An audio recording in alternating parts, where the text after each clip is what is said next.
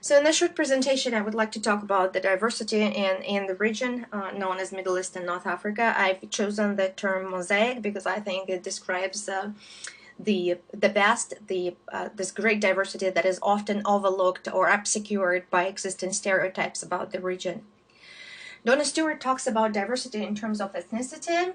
So what is ethnicity? Ethnicity is an analytical category that refers to group identity and reflects various differences, including linguistic differences, religious differences, cultural differences, myths of origin, marriage patterns, food practices, histories, and territory.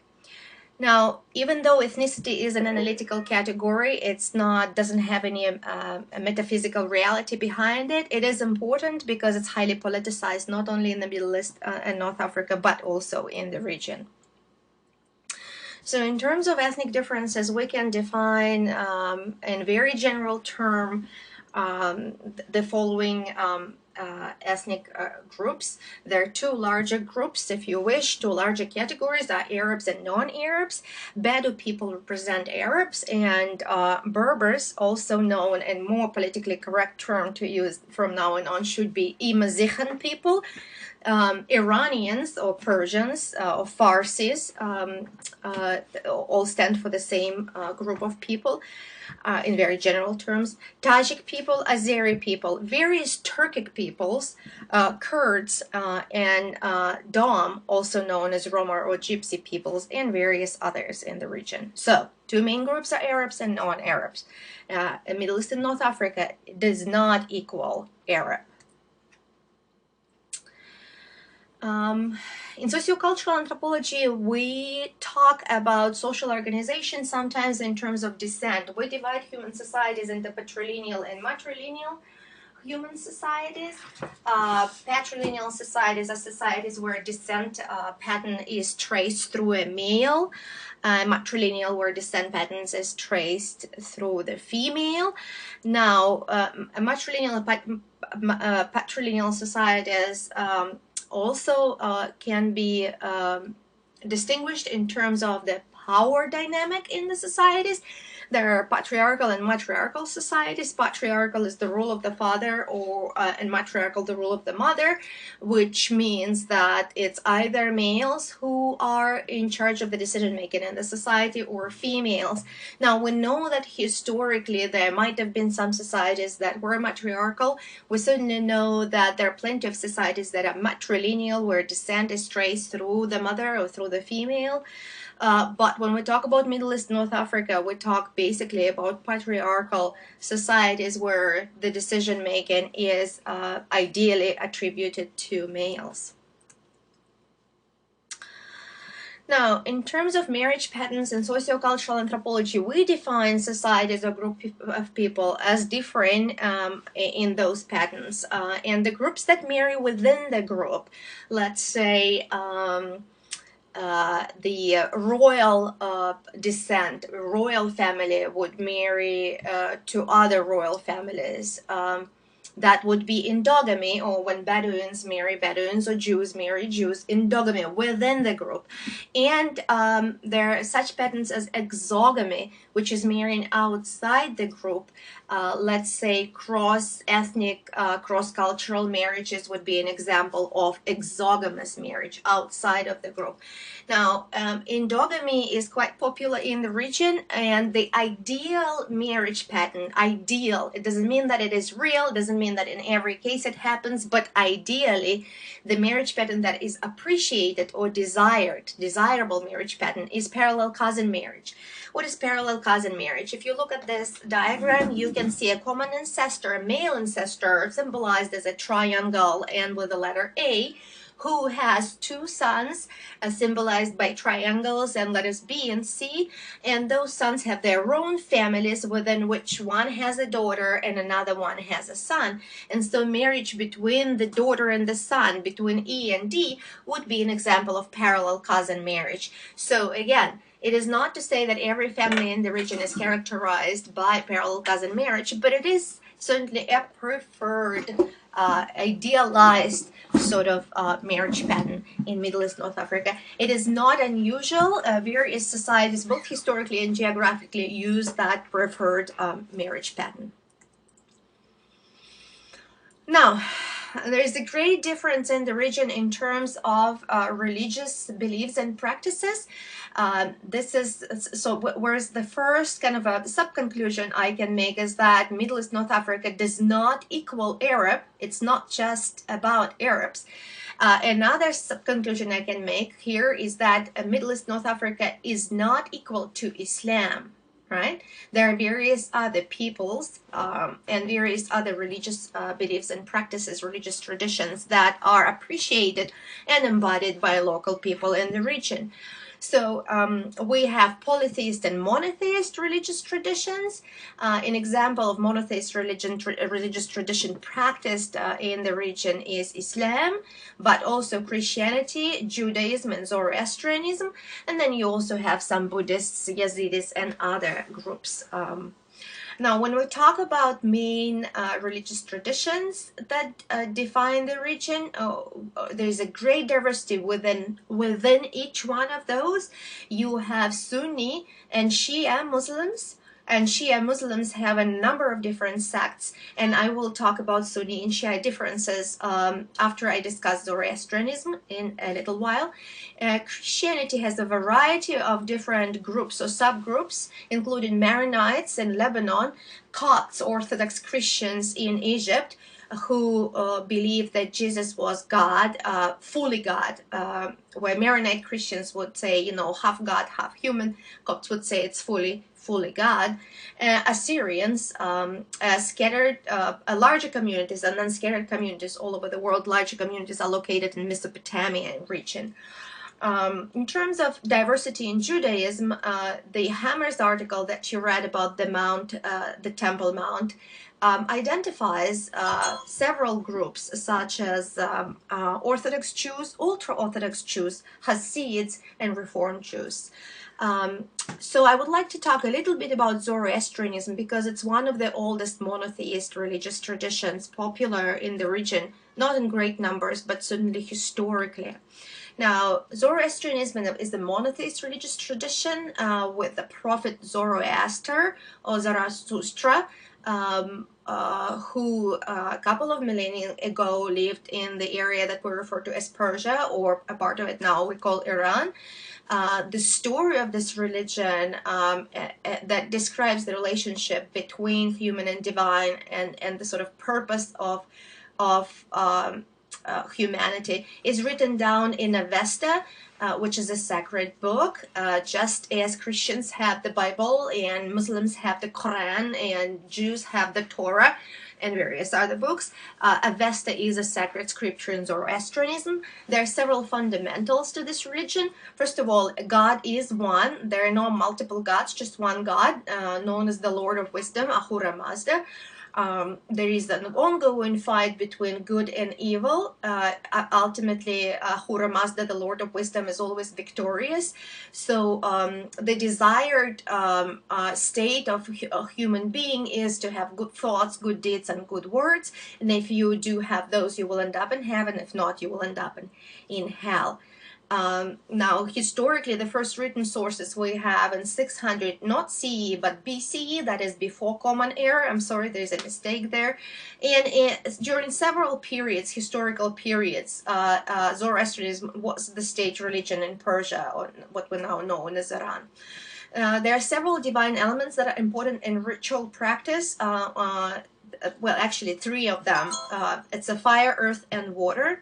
And this veneration of earth and water in particular is connected to the existing burial practices. Perhaps not at this moment they're existing. I cannot vouch that every Zoroastrian family practices these kinds of burial patterns. But historically, and not only Zoroastrians, various other people are known for excarnation. In the region, we talk about, prehistoric times and on, when excarnation was practiced. That is exposing a dead body to natural elements, including animals, who get rid of flesh, and then the bones are buried later on. So let me show you a very short film here that talks about Zoroastrianism. It's kind of cute. Bear through it with me. And then I will provide also a visual example of contemporary Zoroastrian family.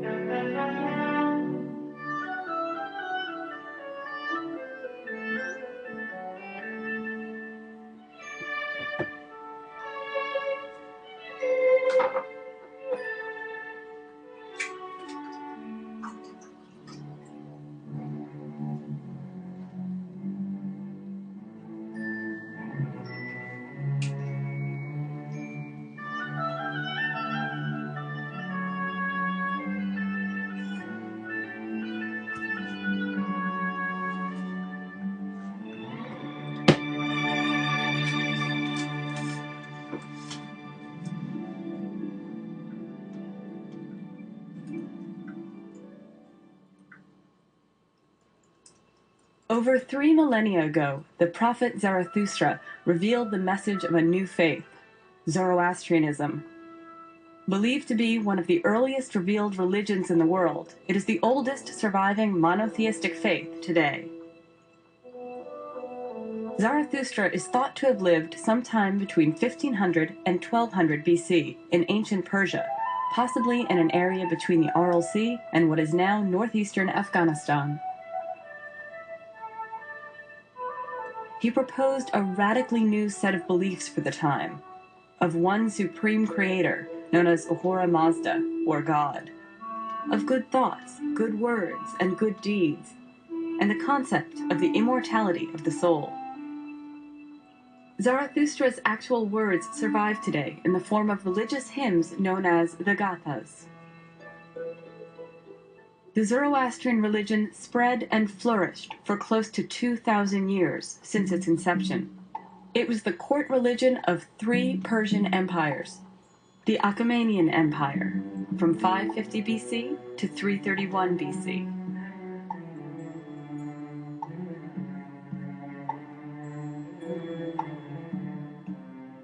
The Parthian Empire, from 248 BC to 224 AD.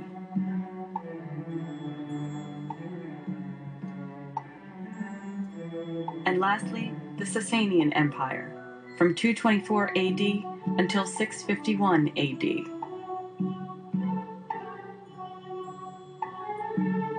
These empires and their kings were known throughout the ancient world for their contributions to science, political systems, and trade.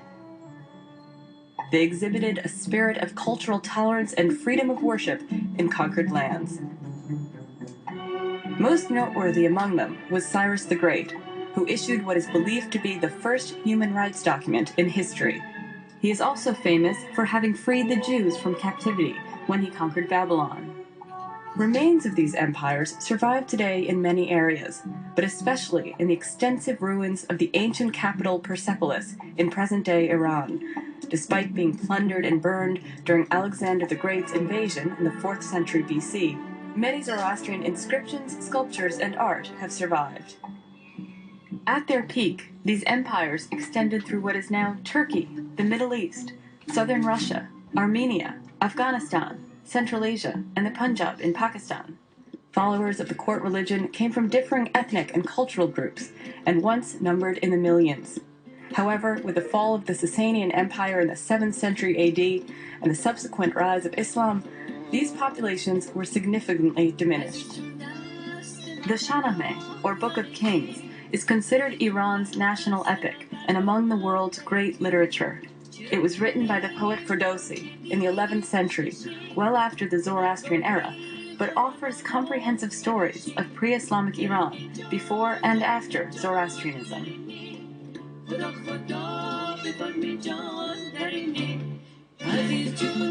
Through the years, Zoroastrian communities have preserved their customs, religious beliefs, texts, and prayers, often adapting but continuing to practice their faith in varied cultural contexts and areas of the world.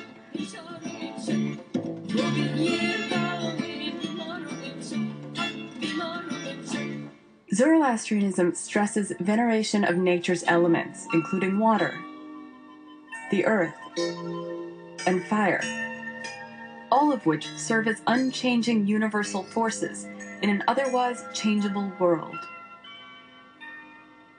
Most Zoroastrian rituals are performed in the presence of a flame.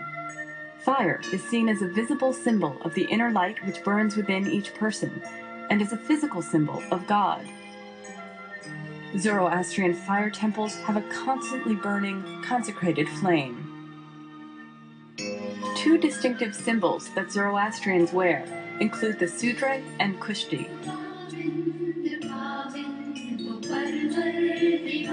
The sudre is a white muslin shirt with a V-shaped neck and a pocket called the giraban, into which one's good deeds are entrusted. The kushti is a sacred thread made from lamb's wool. It is tied around the waist 3 times while praying, to remind adherents of 3 basic principles of the faith: good thoughts, good words, and good deeds.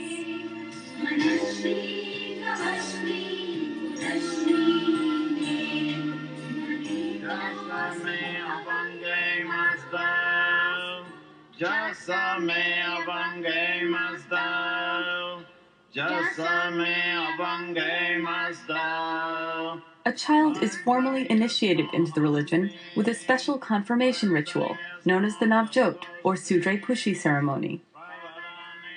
While the actual rituals differ slightly between cultures, it is the occasion when a child wears the sudre and kushti for the first time.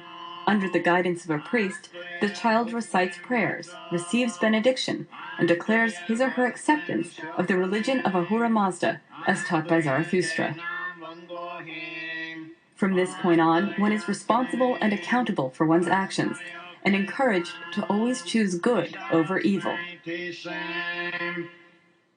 Over the centuries, Zoroastrianism has influenced the religious thought and culture of several major faiths. Strong cultural influences continue to be seen in geographical areas that are no longer even Zoroastrian. In recent times, it has come to be known that Zoroastrianism has been maintained directly or indirectly in the cultures of many people, especially those in Central Asia, who are increasingly looking towards Zoroastrianism as part of their cultural and religious heritage.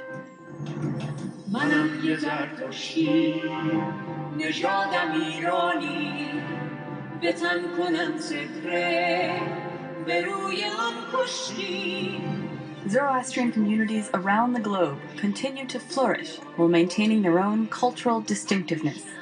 Historically, the 2 main recognizable groups have been those in present-day Iran and those settled in the Indian subcontinent over 1,000 years ago, known as the Parsis.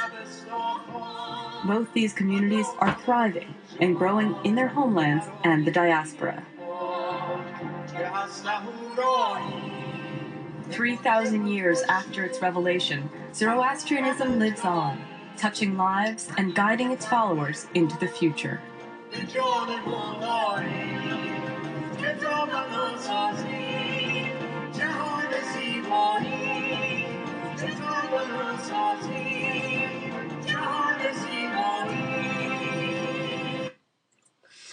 So this is Zoroastrianism in a nutshell, and I wanted to give you an example of a Zoroastrian family, a celebration of an important holiday, the New Year, known as Nowruz. It's a piece made by BBC. As they have for thousands of years, Zoroastrians celebrate the New Year with symbolic flame and ancient prayers. Hashem Bahu, Veshtem Asti, Usta Asti, Usta Amai, Yadashai. In pride of place, Zarathustra, the prophet who founded a single god religion dedicated to upholding light over darkness and truth over falsehood. One can't convert to Zoroastrianism, you have to be born into the faith. And so, from a very young age, everybody is inculcated with a tremendous sense of responsibility to spread good thoughts, good words, good deeds, to start with yourself, your family, your community, and spread that effort, magnify that throughout the world. Father and son shake evil out of the ritual cord or kusti. Facing the light, they say the kusti prayer.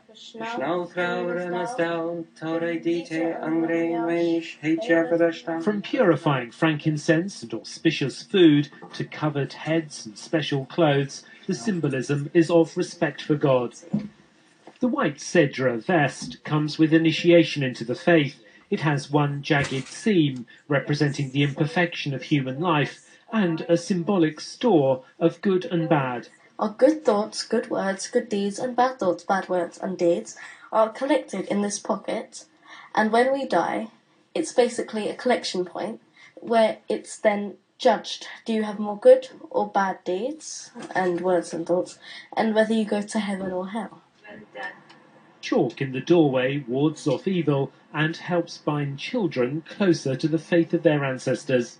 Parents worry that successive generations will marry outside the religion. I would like my kids to find a Zoroastrian partner to keep our community alive. It would be nice if they can. Zoroastrianism is the last vestige of an ancient Persian civilization, a religion that embraced the idea of a saviour, a last judgment, heaven and hell, and paradise centuries before Christianity. At the end of time, when the saviour comes, the forces of good are victorious. You will overcome the victory, and once that's happened, you'll undergo the last judgment, the physical resurrection. Lastly, you'll have paradise, i.e., heaven on earth. For Zoroastrian children, Nowruz is Christmas and Easter rolled into one. For the religion's leaders, it's an opportunity to re-energise the faithful and strengthen the faith. Robert Piggott, BBC News, Hatfield in Hertfordshire. So Zoroastrian communities are an example of endogamous communities, as you have heard the presenter saying that one cannot convert to Zoroastrianism. One needs to be born within this faith. And you also heard the mother saying that she would like her children to find a Zoroastrian partner. So again, that's an example of endogamy, marrying within one's group. Now, I've mentioned that there's a great diversity among Muslims. So the kind of a larger difference, distinction is among Sunni and Shia Muslims. Sunni means tradition, people who follow the tradition. Shia means the party of Ali. We're going to look into Islam, the history of Islam, and who the main characters of the story are. But I want to remind you one thing that by now you probably know is that each religious tradition has a prophet that is associated with it. And in the case of Islam, it's the Prophet Muhammad, who was born in 570 Common Era and died in 632 Common Era. And when he died, there was a question of succession. There were several candidates to succeed him as the leader of the community. Those included his companions and first converts who were with the Prophet from the beginning of his mission. And one of those companions was the Prophet's son-in-law, but also his nephew, Ali. And so people who argued that Ali should be the successor of the Prophet Muhammad came to be known as Shia Muslims, and those who opposed Ali came to be known as Sunni Muslims, the people of the tradition that the Prophet, they would say, established, that is looking for a leader in the community based on precedence and excellence. It does not have to be a relative of the Prophet Muhammad, which was not unusual at that time. You know, descent was important in terms of succession. But for Muslims, based on the Prophet's example, it wasn't about descent, but it was about precedence and excellence. Who was the Prophet the longest, and who was the most moral human being among the companions? And so the community decided for Abu Bakr, and we'll talk about it a little bit more. But this is the time of the schism in Islam that results in division of Muslims into Sunni and Shia. These are very generous categories. Obviously, in reality, this means different things to different people. Among Shia Muslims, the party of Ali, the people who supported Ali, there is a great number of different sects, and those sects follow an imam that would be a kind of a different meaning from the general term imam. Imam in Arabic means the prayer leader, but imam for Shia Muslims would be somebody who is connected through descent to the line of the Prophet Muhammad, to the line of Ali, who has, they would claim, a special knowledge and a special understanding of the God's plan for humanity. They are, in a way, extraordinary human beings. So those who follow a different imam comprise then a branch of Shia Islam, a sect of Shia Islam, and there is several groups, including Jafaris, Ismailis, Zaidis, Alawis, and Druze. And Druze is obviously a separate case. I think you'll read about them, about this group of people, but it's interesting because Druze are often called by other Muslims, by other Sunni Muslims, as non-Muslim. Okay, so what it all means is that this great diversity is predicated on the question and the debates about proper Islam. What does it mean to be a proper Muslim? What is the message of the real Islam? Who is a real Muslim? Who has followed the divine command to the best of one's ability? So these debates lead to a great number of different groups of Muslims that are distinguished by the importance they attribute to the divine authority and the kind of historical events that are associated with the 7th century and on of Common Era. All right. So finally, one can talk about diversity, mosaic in the region, in terms of linguistic differences. So I've exemplified previously diversity in terms of religious differences, in terms of ethnic differences, in terms of differences in marriage patterns, but now I'm talking about diversity in terms of linguistic differences.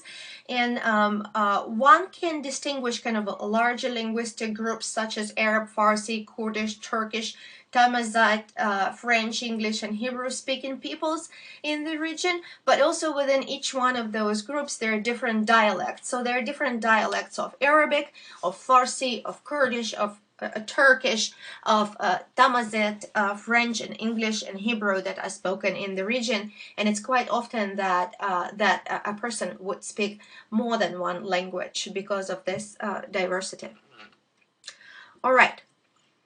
So what did we learn today? Obviously, you can't answer this question to me since I'm not really present there, but I want you to think about what have you learned from this presentation.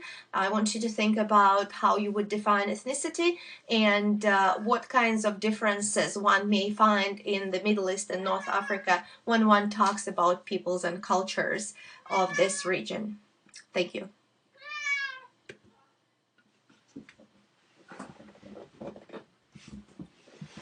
Did you have to, Mel?